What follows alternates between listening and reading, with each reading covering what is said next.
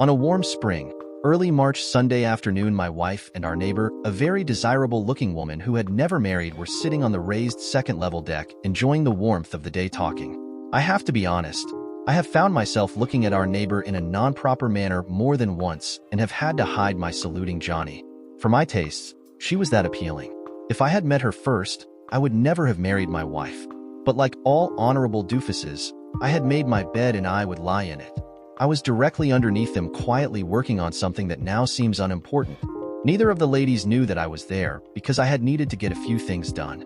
It was the serious conversation they were having above me that caught my total attention. Dinah and Bridget, both having turned 28 in the last few months, were in a heated discussion about what they were looking forward to in life. Bridget was frustrated because none of the men she had dated were really marriage material in her eyes. She was husband hunting because her biological clock in her mind was ticking down and she wanted a couple of children towing behind her as soon as possible. It didn't help that her mother felt she should have been married to a good man years ago and was beginning to think that she was too picky. As her mother said, she should just find a man, train him, and get it done. My wife Dinah, on the other hand, had always been a strong, independent woman who listened to no one. Said, "After we got married, I told my husband Trey that the doctors said I couldn't conceive, so when I was in the hospital a few years back getting my appendix removed, I had the doctors tie my tubes at the same time. Trey still does not know that I had that done. I wanted to make sure that I would never have kids because I was afraid it would alter my looks. My image is very important for my fans on social media. I cannot be seen with hanging tits and stretch marks." It took a while, but Trey is finally beginning to accept it. Bridget said, "Dinah, that's the dirtiest thing I have ever heard of. Trey would make a great dad. He loves kids. You both talked about having kids. What gives you the right to deny him in that way? Why would you do that?" "I did it because I needed to change the perception of his reality," Dinah said, "by making him believe that it was an act of God that brought my medical problem upon me."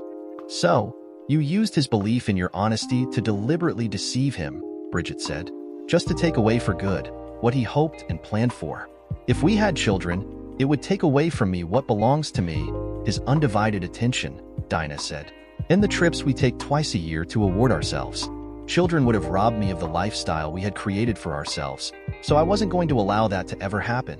I'll be right back, I'm going to refill our glasses." As my wife walked back into the house, I stood there in silence as if I was saying to myself, "Did I just hear that?" I walked out from beneath the deck and headed towards my car. I had to get out of there. Now I wanted to be as far away from my wife as possible. If I didn't, the anger I was feeling would build into a rage that I might not be able to control.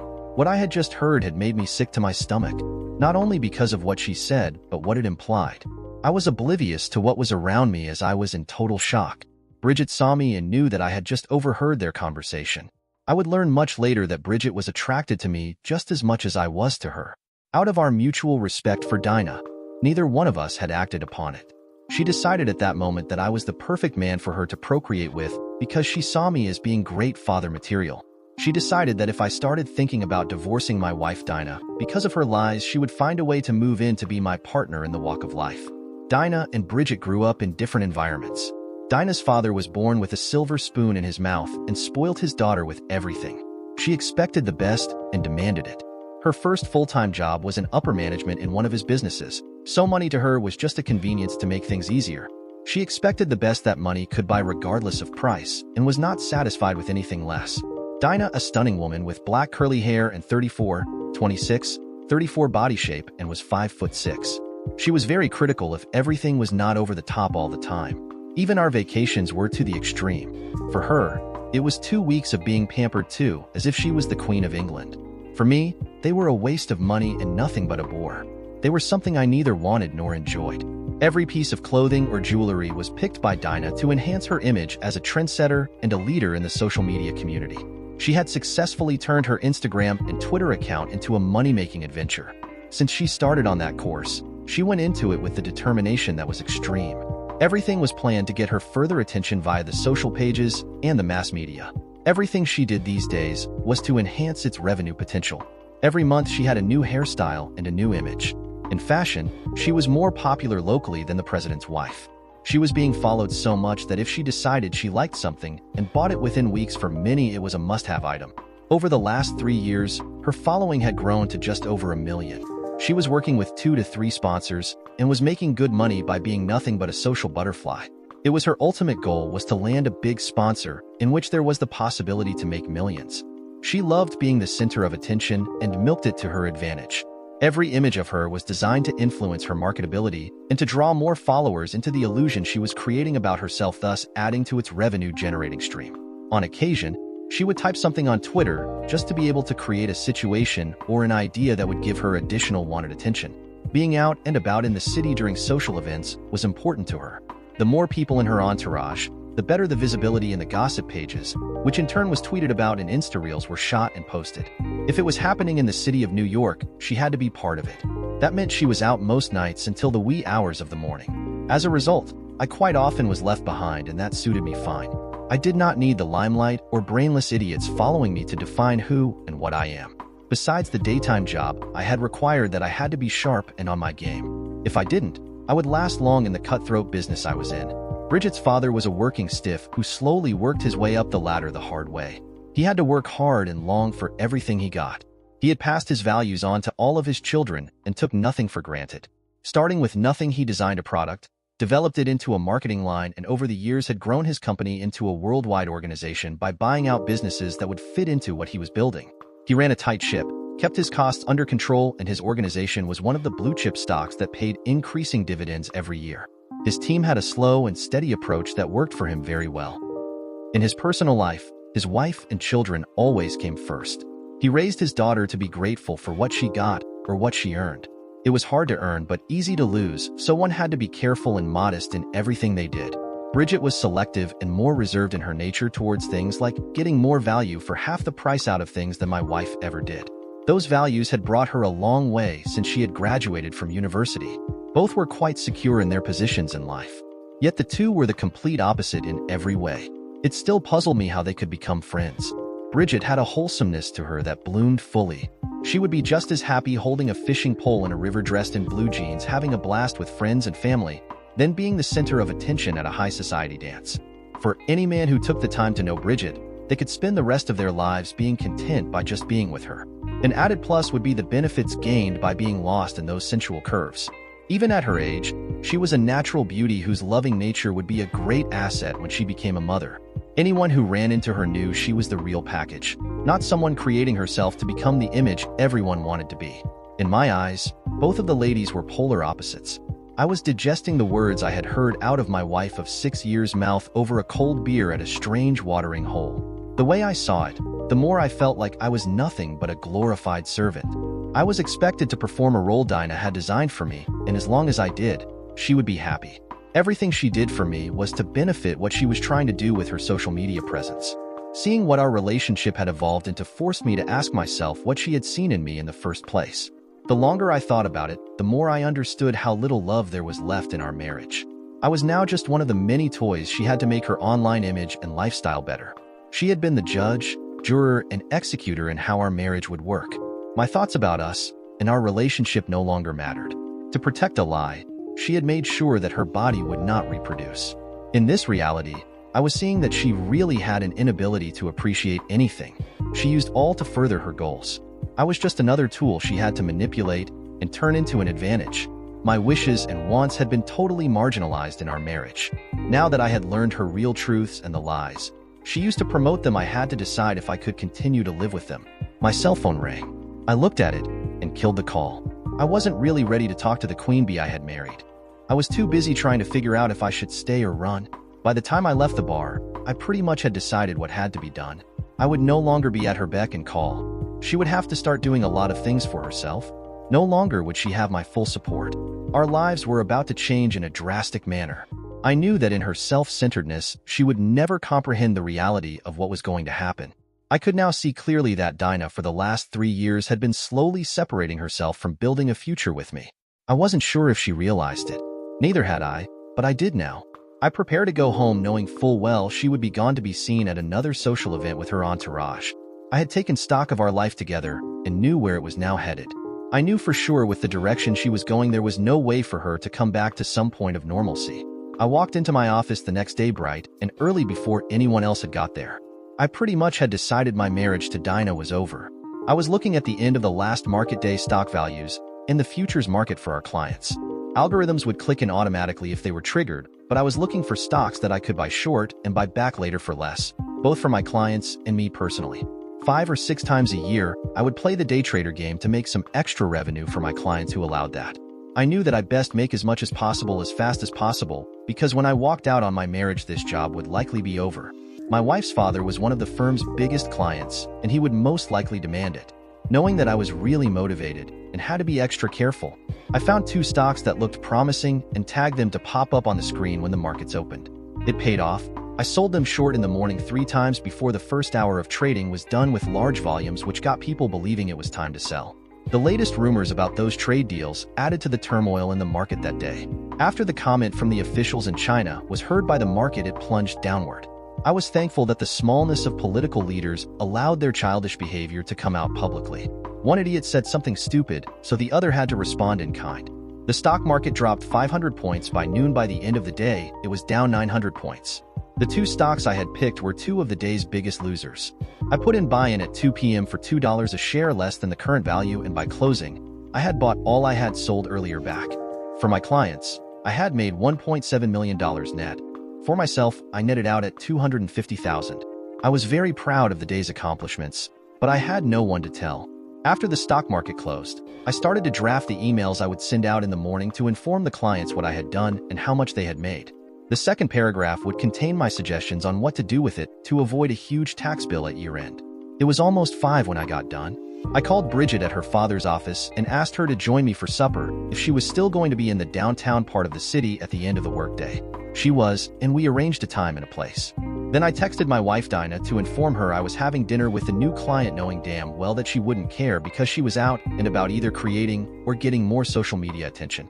Dinah responded in kind, letting me know what she was doing and that she wouldn't be home until the wee hours in the morning at the earliest. She and her entourage were hitting one of the popular nightclubs to create some Instagram moments to promote her social presence. The key to her success was keeping her physical presence out there. I was realizing that in her reality, Dinah had to be the center of attention because everything was about her and her wants. Bridget was waiting for me in the lobby of the restaurant when I walked in. In her office clothing, she still looked stunning to me. I guess she caught me looking too closely at her in a way she hadn't seen before because a huge warm smile came across her face. Approaching her, I informed her I had made our reservation, so she stood up and placed her arm around mine as we walked to the hostess. Once I told the hostess my name, we were escorted to our table.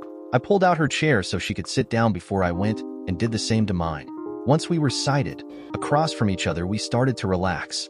I thought she had the prettiest emerald eyes. "I'm not surprised you called me Trey," Bridget said.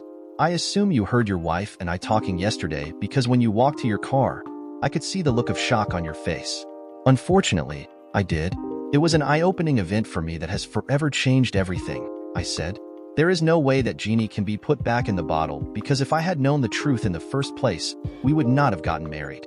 "You don't really mean that, do you?" Bridget asked. "Yes, I do," I replied in a serious voice. "Have you decided what you're going to do?" Bridget asked as we took our seats across from each other. "Considering what I have learned, Dinah has really left me no choice," I said. "I'm not a man who can live someone else's lies or accept them. Maybe others will, but I won't. Her conduct has made it clear that I was never worth being told the truth." "It sounds like you're going to want me to verify what she said," Bridget observed. "And how do you want me to do it?" "A notarized statement should do it," I said. "With that, I can go to court and get the court to order the hospital to prove or disprove that the medical procedure was done. Since Dinah has already stated that it was, it is now legally can be researched with a court order because in the court's eyes, it's now considered public knowledge." "But how will that help you in the divorce?" Bridget asked. "I can't see it giving you an advantage." "You're right, in a divorce it wouldn't be. In an annulment it's a goldmine," I said. "It lays the foundation of proof that fraud was used by her to get me to marry her.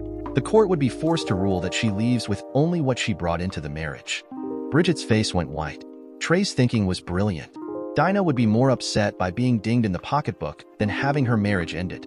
She believed by what she had been witnessing that their marriage had devolved to the point that it was nothing more than a friend with benefits thing. She now believed that Trey was beginning to see it in the same way. An annulment would make it in the court's eyes as if the marriage never existed. Her deliberate deception was the key part, and she realized it. Dinah had told him what she needed him to believe so that she could satisfy her wants and wishes. What you don't know, Bridget, that I was with Dinah when she broke the news that she couldn't have children to her parents, I said. That was before she had her tubes tied. They were devastated because they were looking forward to being grandparents. It's her own conduct that is creating the problem. It will kill them to find out the truth, Bridget said. I have known them for years. They're good people and don't deserve this. But neither do you. I'll have the statement you need set up to be couriered to you tomorrow. I will use an in-house staff notary to do it. Thank you, I said. Now let's sit back, enjoy our wine, and each other's company while we eat. It was an enjoyable meal. Bridget and I discussed our likes and dislikes in general. It surprised us both just how much we had in common. Until now, we had been nothing but acquaintances, but circumstances were forcing us to open up to each other. That night, we started to become friends. It had led to a pleasant discovery of how much we had in common. We ended up going home together because she lived next door. Just before we said goodnight, Bridget added one more suggestion. Trey, I'm going to be trying to get my father to turn over the management of his personal investments and mine over to you, Bridget said. I'll tell Dinah that it was my father's idea. That way I can keep you informed what's in the back of her mind without getting the second degree from her about the friendship we're developing. Sounds good. Text me your email address so I can forward some information that you can share with your father, I said. That way you will have some valid reasons why you're making the suggestion to him. I know our fee structure is less than most of our competition.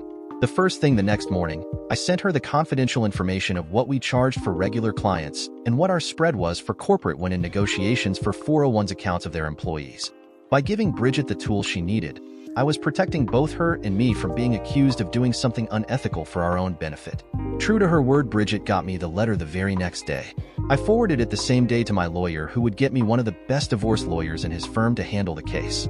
For the rest of the week, Bridget and I would chat on the cell phones briefly.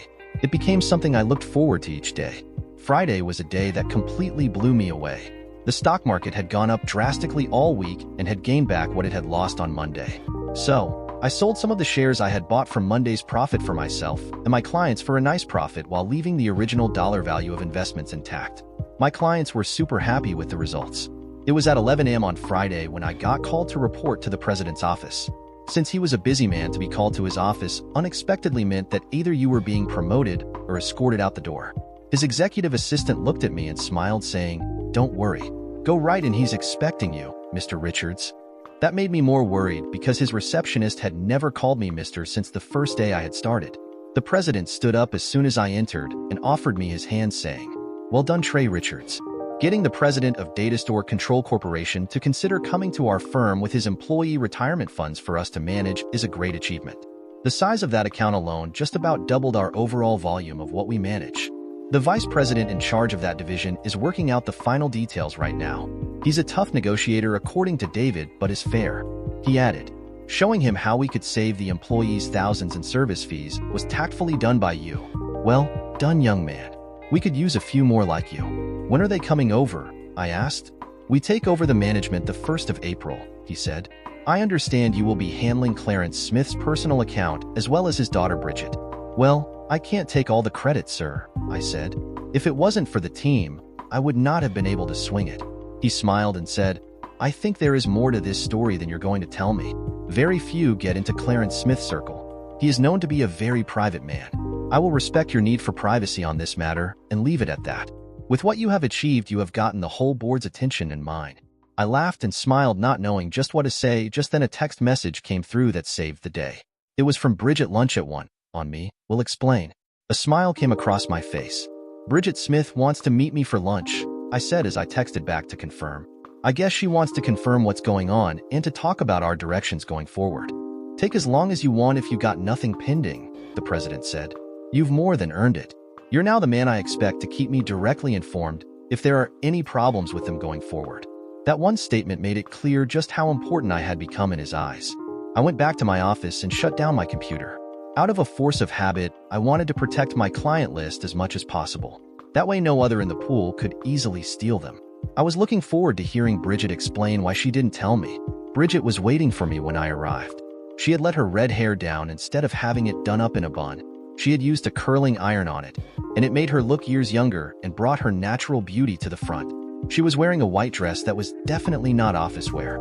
It hugged her frame tightly, which only served to heighten the natural curves of her body.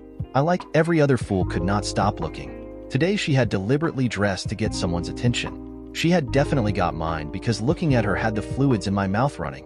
It was working, for I could see that she was getting a lot of eye attention from the men waiting to be seated for lunch.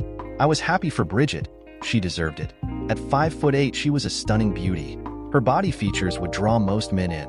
The problem was that in this area of the city, too many are looking for an advantage and would be presenting themselves as something they weren't.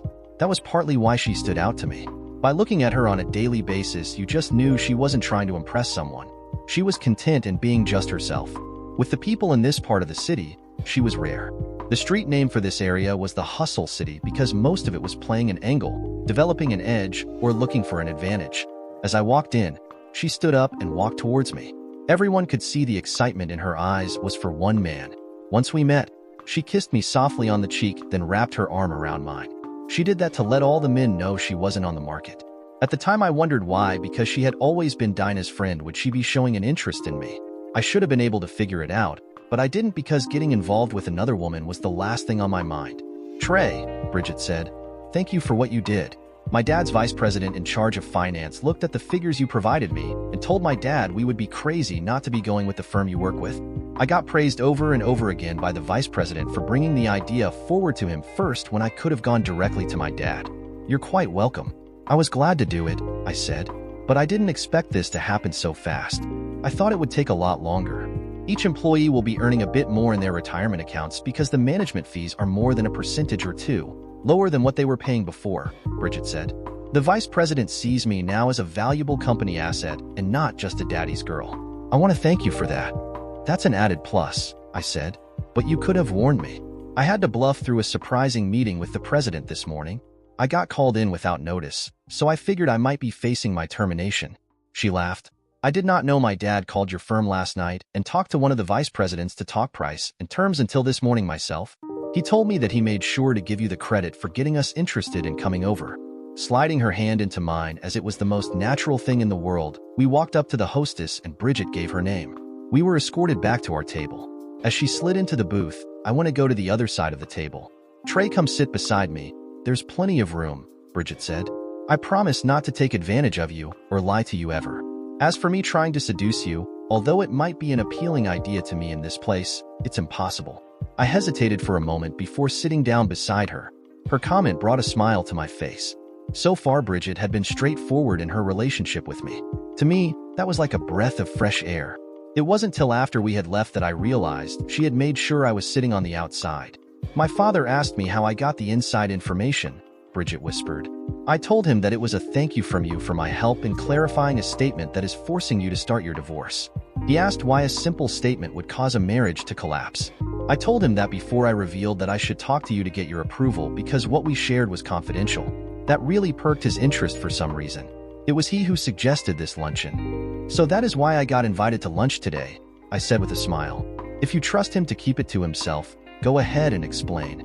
"Partly," Bridget said. "Dinah informed me when she called this morning, all excited, that she has to go to Paris, France in a week's time. She has an international luxury company wanting her to become their spokesperson in North America. This is the big sponsor she has been looking for, and they have come to her. She is going to be demanding that you change your schedule and go with her." "Ah, I see," I said. "It's going to be a shock to her when I say no. Her going may be a blessing because it will give me time to start finding an apartment to rent. My lawyer has already served the hospital demanding the proof that the operation took place and is in contact with the health insurance company for their records. The surgeon who did the work is being sued in order to get it confirmed that there was no real medical reason to have it done. I think he will quickly comply because otherwise, it's going to end up costing him a lot of money in court and legal fees." "You're that sure that your marriage is over?" Bridget asked seriously. "Bridget, this may sound like I'm preaching, but in today's society with all the mistruths being spread around, it's become acceptable to lie, not take responsibility, blame someone else, and a whole lot of things that are not moral or right, but now are considered socially acceptable," I said. "You as an average Joe can't sue for slander anymore because of the legal costs, which make it easier for these ones to promote their untruths in every way. If you can't be honest about yourself and what you're doing, how can you be honest to anyone else?" I said. "I won't lie about myself or to anyone else for any reason. It may be outdated and old-fashioned, but it makes me, me. Yet Dinah, when confronted, will expect me to accept her lies, live them, pay for them and just go along with them. She won't admit to doing anything. She would explain that what she said was taken the wrong way or out of context. It's her belief that it's no big deal as everybody in New York is doing it to some degree. I guess it's my problem because I have to look at myself in the mirror in the morning, I said. As a result, my marriage was dead the moment I found out that our marriage was nothing but a bunch of lies. Hearing from her own mouth what she did to herself, for herself killed any of the love I had left. It puzzled me to see that what I had said had put a huge smile on Bridget's face. To a lot of people in this room, your words make you a bigot or a hater, Bridget said. I agree with you fully, but most won't. Should I lower my principles, morals, and standards just to help them justify their hate towards me? I asked. The moment I do, they have one, and prove to themselves that everyone who believes differently can be converted to their point of view. Bridget leaned in towards me and whispered, I'm looking forward to getting to know you a lot better. You're definitely showing me that you're not what Dinah had led me to believe. The waitress had brought us our meal. We both had large T-bone steaks, a Greek salad, and garlic mashed potatoes.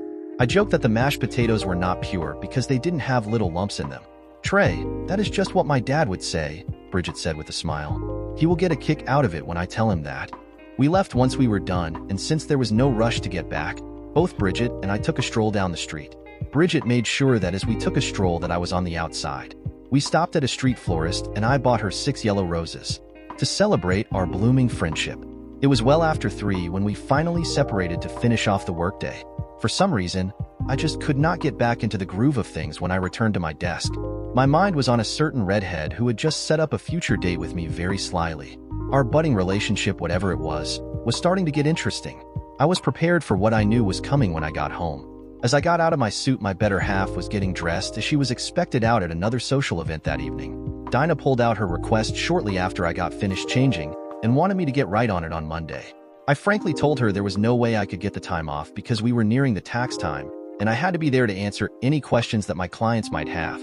Dinah was definitely not expecting my refusal and visibly showed her complete dissatisfaction with me. Besides, with the up and down swings on the stock market lately, because a lot of idiots with little or no knowledge panic, it's best that I stay near until some sort of stability returns to the market, I explained. When you get idiots acting on feelings instead of using accurate knowledge, all sorts of problems can arise. Who am I going to get to go with me? Dinah asked. On this short of notice. I'm sure that one of the boy toys in your entourage that follow you around will gladly go with you, I said. After all, according to the New York Times gossip columns, there have been rumors that you have slept with a few of them. Let me tell you that there is no truth to those rumors, Dinah said. I have been faithful since the day we got engaged. If that is true, then why haven't these ones denied it? I asked. On second thought, why haven't you? I just did, Dinah said, starting to show her anger. I opened the New York Times and went to the Gossip Lady's daily column and started to read out loud. Dinah Richards and 6 of her growing entourage were seen leaving the latest showing of Hamilton Wednesday night. It was brought out that they were there to cheer Ms. Richards up, who is apparently having marital problems with her husband, who has been fashionable missing from Ms. Richards' arms for quite a few months. Those in the know are beginning to wonder if he still exists. Has Ms. Richards opened, and a very public lifestyle began taking its toll on another one of her personal relationships. It's looking like one of her boy toys who are always with her might have stepped up to be more than that. None who are always with her that I have talked to are denying that thought. Inquiring minds wonder if her husband knows what the truth is. I think I have read enough to get the picture, I said. Don't you? But it's not true, Dinah said, trying to defend herself unsuccessfully. There has to be some truth to it, I said. After all, it's printed in the New York Times. That's why it's the best-selling paper in the city. Perhaps you planted it yourself, that's why the writer makes it sound so creditable. I wonder what your dad thinks. Perhaps I should call and ask him. I got an idea. You can tweet all your followers and ask if the New York Times is telling the truth. After all, over 1 million of your followers can't be wrong. I started to walk away, heading towards my home office. I heard Dinah slam the bedroom door behind me. She would act out her anger on somebody tonight because I knew she wasn't happy. I had just thrown the publicity she craved for right in her face. Dinah had a lot of thinking to do. What I knew is the truth didn't matter because the public perception was showing what her lifestyle was implying.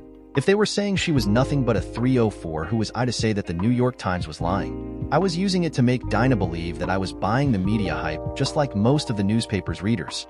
If you created the perception, most would accept it as the truth no matter what. After all, If the New York Times, the most liberal paper in the country, was implying that she was nothing more than a married hooker, they had to have the proof to back it up, wouldn't they? I stayed in my office until some of her entourage had picked her up.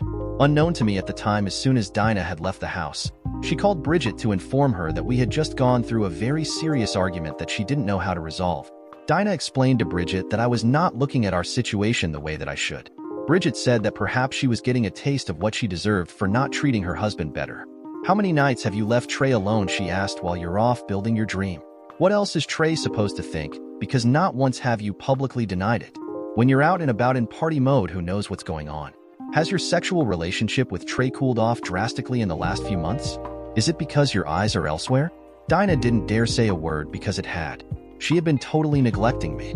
Bridget hit her hard before telling Dinah about the very romantic luncheon she had with her newest romantic interest, pointing out it was nice to have a romantic afternoon with a man who wasn't after something. She was totally surprised by him because he was not at all like she had been led to believe. In fact, the two of us have agreed to go to an out-of-state party next month. Dinah realized that Bridget had somehow found someone that seriously perked her interest because she had never been that aggressive in her relationship with a man before. Dinah was dying to find out all about him. Dinah was learning that she was no longer Bridget's center of attention and wanted to know the juicy details. All Bridget would tell her was that she had received 6 exquisite yellow roses from him that she was carrying with her from room to room. It must have bugged Dinah all night knowing that her best friend, who had been in going nowhere relationships for years, was developing one that apparently had a future. I called the tip line for the gossip lady and left the thought that when Dinah went to Paris, France next week, she would not be going alone, and that man that was going with would be sharing the same suite. It might be a good idea if a contact in Paris could keep her informed as to what was going on. After making myself some supper and throwing the dishes in the dishwasher, I began the task of moving all my personal items from our bedroom into the spare bedroom. I was starting to separate my life from hers while I waited on the lawyers. I knew her deliberate action had forever destroyed her credibility with me. When Dinah got home in the early hours of the next morning, she discovered I wasn't in our bed. Before she got up that Saturday morning, I had dressed in blue jeans and gone to the office. I did leave a note on the kitchen counter saying that I needed to work because it was so busy and I just to catch up.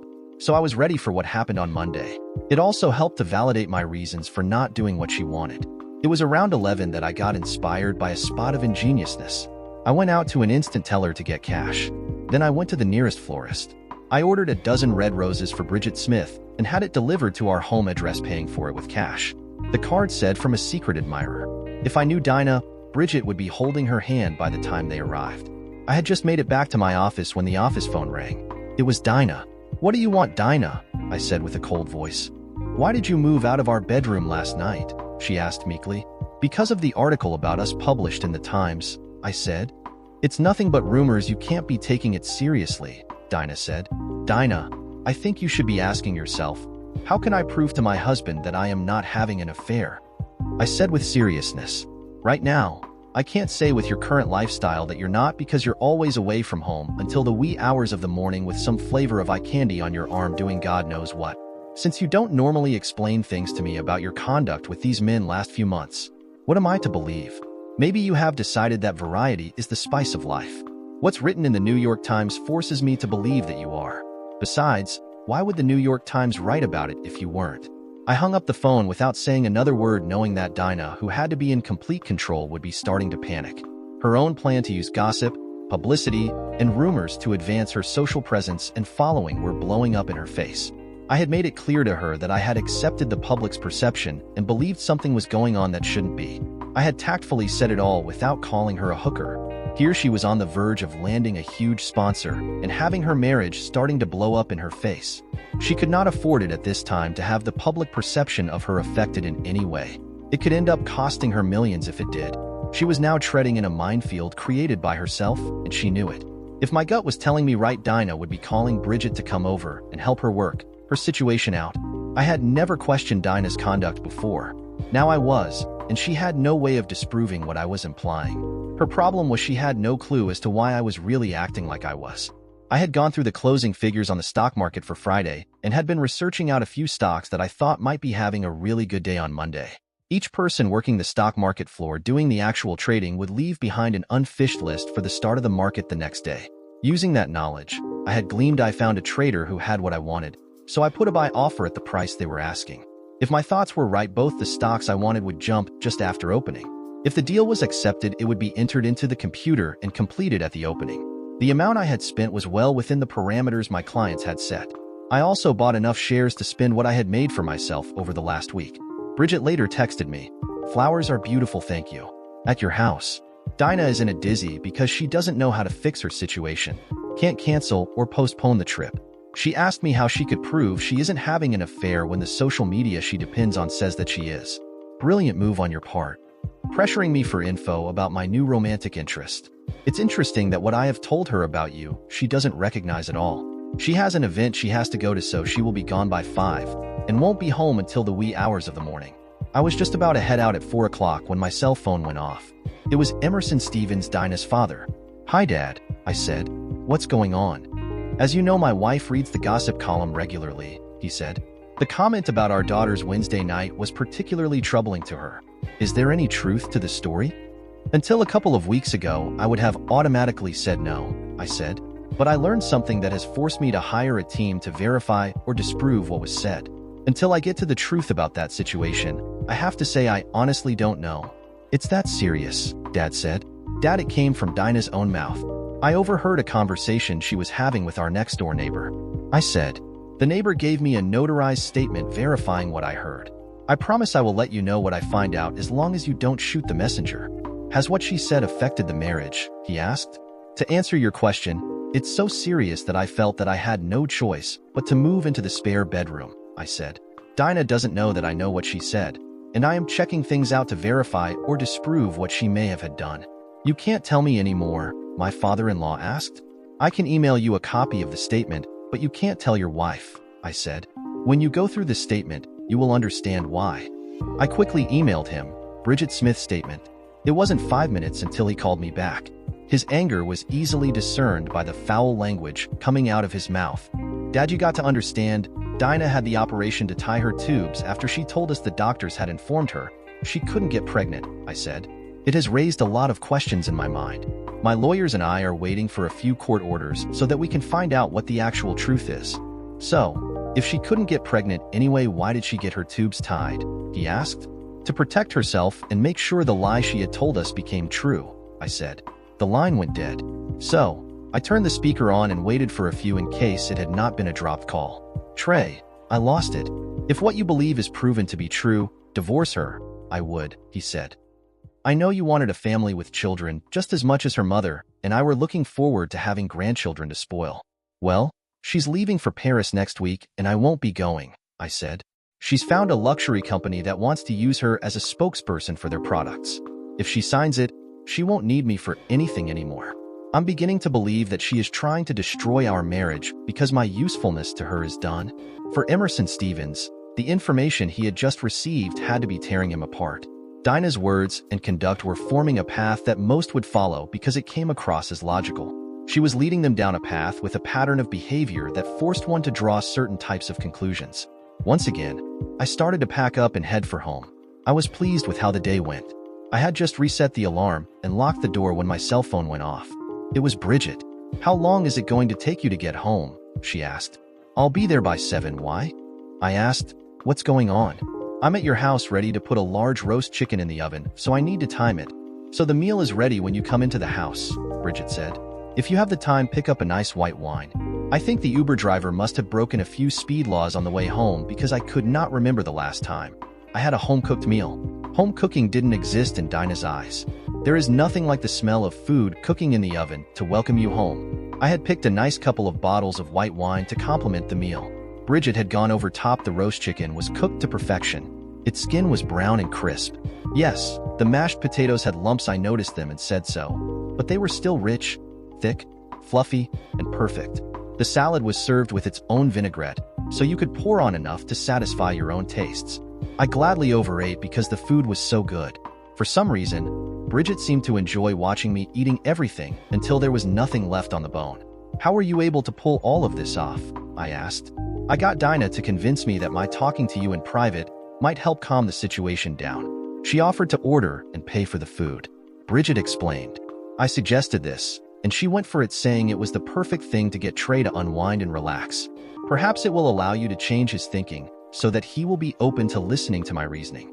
I shook my head, trying to adjust to the fact that Dinah didn't even question the idea that Bridget and I would be alone over dinner in a very private setting. I told Dad what was going on with Dinah and you, Bridge said. He now understands why the statement I provided you is so important. My dad wants to meet you as soon as possible. I think he wants to see for himself if you're the type of man he thinks you are. We can do that as soon as Dinah finds out that your father and you are my clients, I said. Dinah's father called me just before you did. His wife had seen the remarks in the gossip article, and he needed clarification so he could reassure his wife that they were not true. I ended up sending him a copy of your statement. How did he take it? Bridget asked. About as good as I did, I said. I had to tell him that he would be the first to know what the proof showed when I got it. He now knows I have moved into the second bedroom. His final thought is if what she said can be proved, that I'd better get the divorce as soon as possible. Bridget took my hand, smiled, and whispered, I will be standing right beside you to help you through it. Dinah spent more time today trying to find out who my admirer is than dealing with you in her situation. It shows us what is really important to her. That says a lot in itself, I said. I'm just upset with the fact that I didn't see it before now. After dinner, we cleaned up and then went into the living room to watch pay-per-view movies. We were interested in 3 and ended up watching them all while working on finishing off the wine. All in all, it had been a long time since I had enjoyed such a relaxing evening.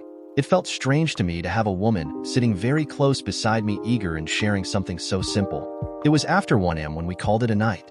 I walked her home and waited until she had gone in before leaving. Once again, she left me with a tender kiss on my cheek. I was puzzled because I still was not connecting the dots. I laid on the bed in the spare bedroom, looking back at what had transpired over the last week since I had heard Bridget and Dinah's conversation. Things were changing. Bridget was checking up on me daily while Dinah and I were not talking. I knew that Dinah was trying to figure out how to manage the situation without really dealing with it until she got back. Bridget was deliberately trying to draw herself into my life in a personal way, and I did not know why. Bridget was a redhead whose natural beauty I could look at for hours. So far, she had proven that I could trust her, but I was looking at her with skepticism because of her close relationship with Dinah. I knew for now with both I had to tread carefully. Until I had more information, I really did not know what to believe. Dinah got home about 3 and had to be back out by 9. Her day would be spent buying the image she wanted for Paris. It had to be very upper class and expensive. All her entourage would be following her, taking pictures, posting them, magnifying the situation, making it seem bigger than it was. It was the hype she wanted for the trip. There would be a lot of sexual flirtation going on which her followers would feed on. She wanted them to be sure to follow her while she was overseas. I managed to avoid her until she left the house by pretending to be still asleep. For men who were part of her entourage had picked her up. Most of them were part of the upper society's children. I had just started a pot of coffee when my cell phone rang. It was Bridget. How does bacon, eggs, toast, homemade pan-fried potatoes, and orange juice sound? She asked. It sounds great. Let's go out and get some, I said. I can be ready in 10. Make it 15, she replied. The potatoes I just boiled need to cool down before I can cut and fry them in butter with the cast iron frying pan. That gave me time to have a quick shower and shave. So, I did it and got dressed in my casual best. As I walked over, I found myself feeling like a kid in a candy store for the first time. 2 home-cooked meals in less than 3 days had me asking myself what I have done right to be blessed like this. I knocked on the door. Bridget answered by yelling, "Doors unlocked, come on in." My first impression of Bridget's home that it was a home built and designed to be filled with comfort and love, while Dinah's and mine were designed to impress the unexpected who dropped in. For some reason, after breakfast, I was in no hurry to go anywhere because I had not felt this comfortable in a long time. Little did I realize that seeds were being planted that would affect a lot of people's lives. It had been a busy week. On Monday, the stock market took off like I thought it would. I made good money for my clients and me. Once again, I had proved to myself that I had done my job and successfully done my homework. Every day this week, Bridget and I met for lunch to discuss what was going on in our day. Every night I took home little thank you gifts from clients who had a lot of extra money thanks to me. For Dinah and me, when we were home together, it was ice cold. I wouldn't give an inch until she could prove that she was not involved with someone else. Dinah said I was being a stubborn pig about our situation because she had done nothing wrong and felt she did not have to answer to anyone. I said we shall see about that. The New York Times gossip reporter had captured Dinah and the boy toy she got to go with her boarding the plane on Wednesday afternoon. He was now totally outed according to the paper as her latest romantic interest. It looked like the gossip reporter had taken the bait. She also now had part of Dinah's entourage public saying that Dinah and I had to be in an open marriage for a few years. It had been a mutual decision between the two of us to keep our lifestyle choices private. Those who were in the know knew it to be total bullshit. They had a close-up of Dinah's left hand lacking her wedding rings just before she loaded the plane. When I was contacted about the article as it was printed, all I said, well, if it's in the New York Times, it must be the truth that Dinah is telling everybody. If it is, it's news to me because it was never discussed with me. Somehow my comments had got back to the gossip lady. She had a whole piece on my personal views about Dinah's and my relationship. Amazingly, she had never talked to me. Those who read it just assumed she had. The perception was that I had just found out about being dumped in such a public way and was having a hard time coming to terms with it. I got phone calls from both of my in-laws concerned about my well-being because of it. Emerson Stevens called me on Friday, trying to figure out what his daughter was doing. I replied, proving my feelings right. He threatened to lower the boom on his daughter right away. I got him calmed down and told him that until we get actual proof that can't be denied. The truth means nothing because perception meant everything. Besides, the truth means nothing except to a few. Most will buy the views of the media without question. For now, although Dinah feels she was in the driver's seat, she had no clue about what her family knows.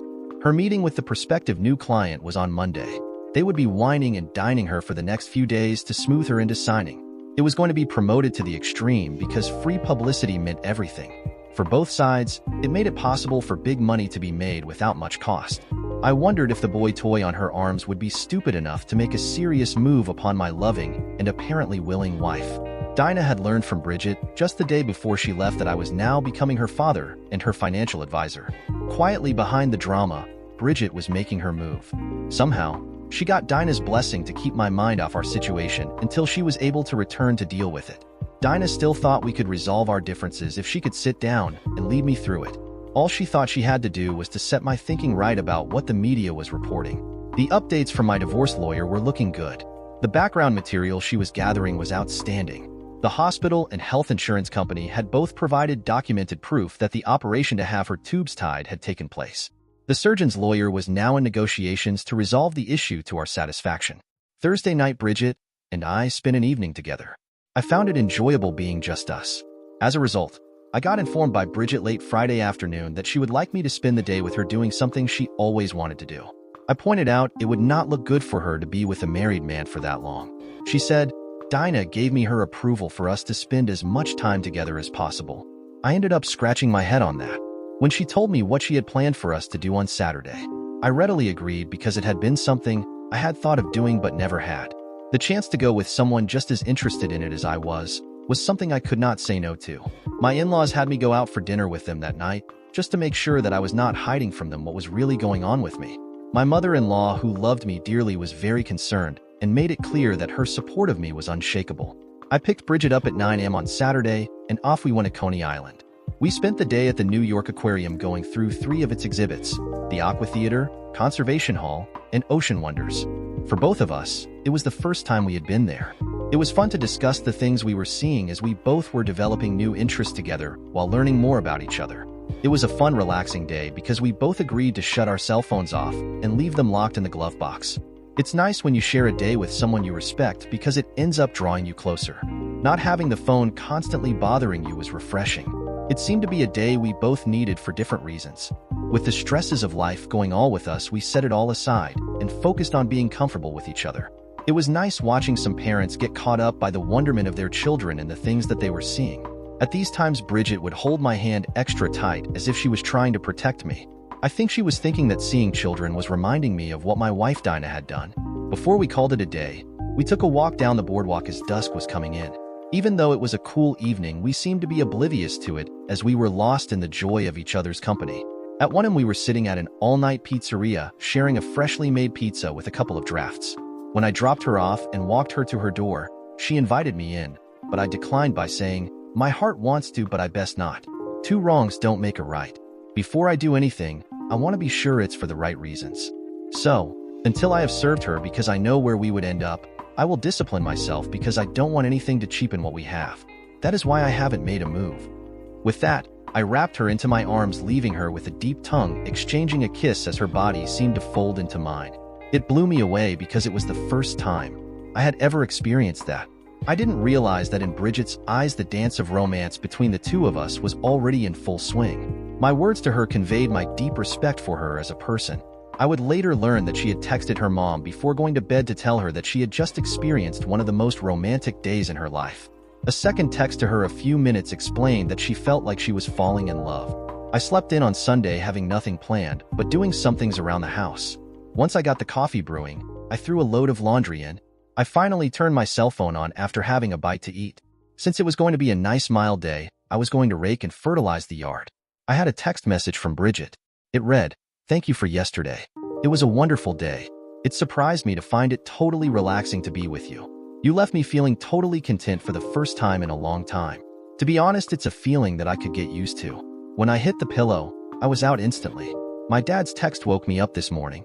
He wants to meet you sometime today if that's possible. Let me know if that's okay." I thought about what she said while I poured myself another coffee and reflected on our relationship so far. Once I decided, I called her. Bridget answered right away. "Good morning. I'm going to need 2 hours to rake the lawn, otherwise the rest of the day I'm free," I said.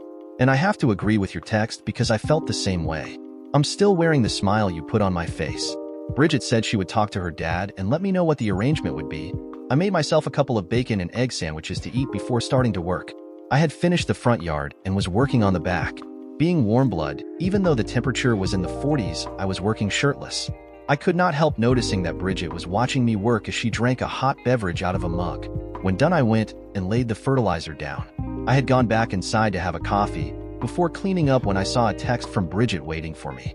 It read, "We're going for supper at my parents'." Attached was a picture she had taken of me while I worked out in the yard. I texted back, "What should I wear?" She replied, "Clothes would be appropriate. Mom might have a heart attack if you walked in half naked." I typed back, "Smart ass." She responded, giggling, "Blue jeans fine, not a working day. Pick me up at 4. As soon as we were out of the neighborhood, Bridget slid over from her side of the front seat to be right beside me, saying, "I could get used to this." I laughed. I would drive the car more if it didn't cost so much for bridge tolls and parking. That's why I haven't replaced it. Can't justify the extra expense because of the cost of public transit. You don't like the city, do you? Bridget noted. I've never felt like I fit in. My roots are from a farm in the Midwest, I said. OMG, that's where my dad started too, Bridget said. When he officially retires at 65, he's moving back. He claims it's a different style of life back there. Bridget got quiet. I wondered why. Finally I asked her, "What are you thinking about?" "I spent years trying to find the right man to fall in love with," Bridget said. "Being with you, talking with you has made me realize that the man I was looking for couldn't have grown up here on the East Coast. There's something about your inner soul that sets my dad and you apart from most who grow up locally. I found that making friends even with neighbors is getting harder in our society on the coast," I said. "Look how long it took for us to get to know each other. Just going to and getting back from work each day takes 4 hours. Here to protect themselves, most speak in half-truths and don't open up. My father used to frustrate his staff to no ends because he would not stay a minute longer than absolutely necessary," she replied. "The rest could wait until tomorrow. His home life came first." Funny that you would say that. My dad used to say, if a man is working long hours, he is looking for an excuse not to go home. When you see someone doing that, you know their marriage is over, but they have not realized it. I said, "I just realized that he could have been talking about me. I guess that explains how long I should have known that Dinah and my marriage was dead." It's a good thing I had punched her parents' address into the Google Maps because Bridget leaned her head on my shoulder and was soon fast asleep. To most, it would not mean anything, but to me it said everything because to me it conveyed her trust in me. A fact that was noticed by her parents when we pulled into their driveway. She awoke as I brought my vehicle to a stop. Clarence Smith and his wife were a nice-looking couple. I could clearly see that Bridget took after her mother. If Bridget looked as good as she did at her age, the man who would end up being married to her was one lucky feller. Before we got into the house, introductions were made. Clarence led me off to the kitchen so we could grab us a cold beer. He offered me a Bud Light, a regular Miller, or a stout. I said the stout if I could be allowed to pour it myself into a beer glass. He took out 2 and then opened up the fridge freezer to take out 2 frosted mugs out. After pouring out our own, we sat at the kitchen table. "I want to thank you personally for giving my daughter the information you did," he said. "She also told me about your situation, so I wanted to see how you're handling it. One day at a time. For now, it's a waiting game until the lawyer confirms and gets to the truth. Once we have it, she will be kicked to the curb. I won't live her life of lies, and I'm sure in her eyes I am not worth changing her ways for. I said, I will be going for an annulment instead of a divorce because as it looks now, that I was conned into the marriage. And your relationship with my daughter for now? Clarence asked. Strictly platonic until my divorce is granted, although I know in her own way, she has been trying her hardest to slowly rope me in, I said. And sir, more importantly, she knows that this is the way it has to be. If I expect honesty, I have to show it too. Clarence smiled. My daughter said I would be pleasantly surprised by you. I must admit that she is right. I knew the first time she talked about you, by the way. Her face lit up that there was more than just a casual interest in you. Thank you for making it clear that you're not going to take advantage of her because many would. Off the record, sir, anyone who took the time needed to really know your daughter as I have these last few weeks would find her easy to love. I said, you should be proud you raised her well.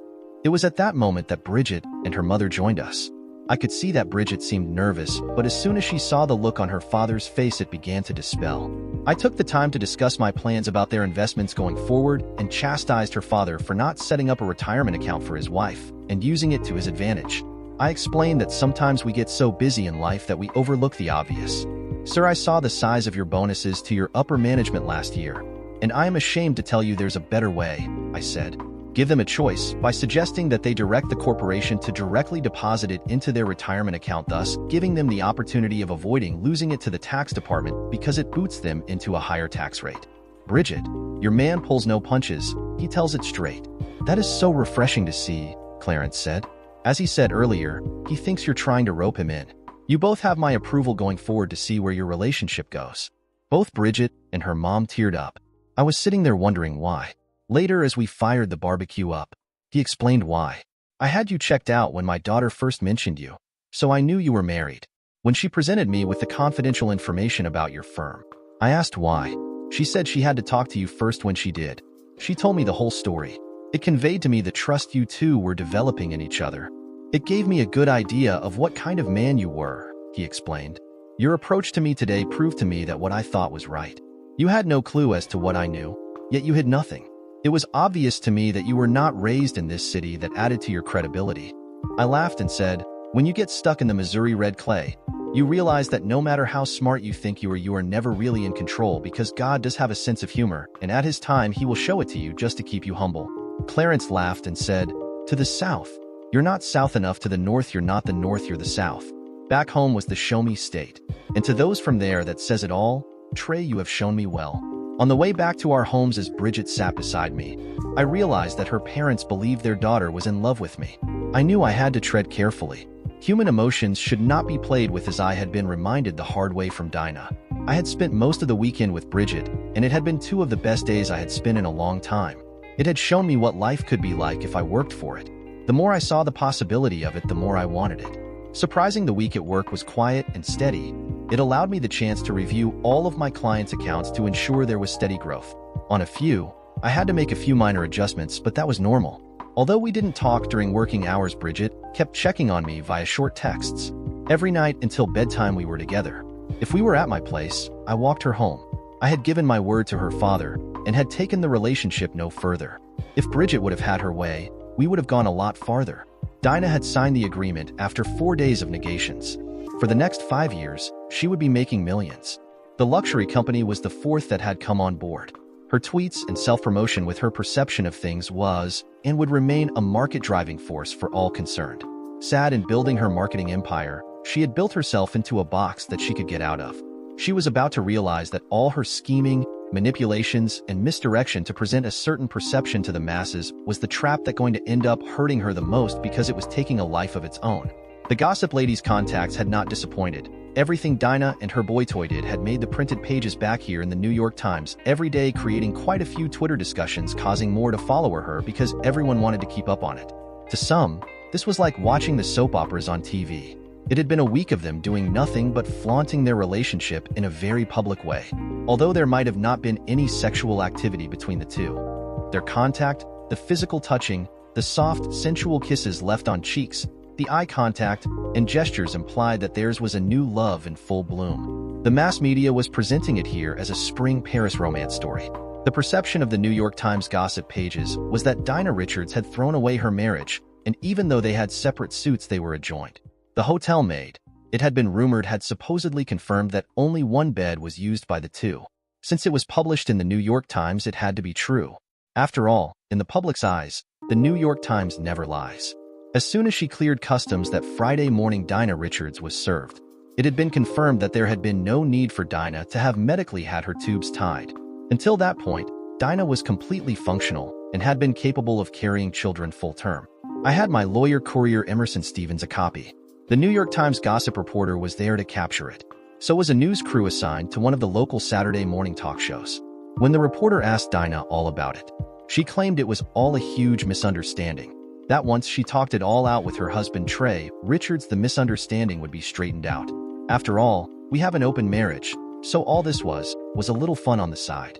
The reporter responded, "For more than a week, you appear to be flaunting your relationship with your boy toy.